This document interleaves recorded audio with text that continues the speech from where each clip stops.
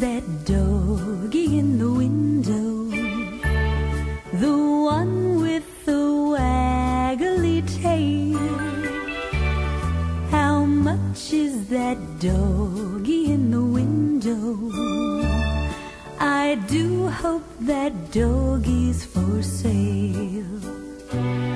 I must take a trip to California and leave my poor sweetheart alone. If he has a dog, he won't be lonesome, and the doggy will have a good home. How much is that doggy in the window? The one with the waggly tail. How much is that doggy in the window? I do hope that doggy's for sale. I read in the papers there are robbers with flashlights that shine in the dark.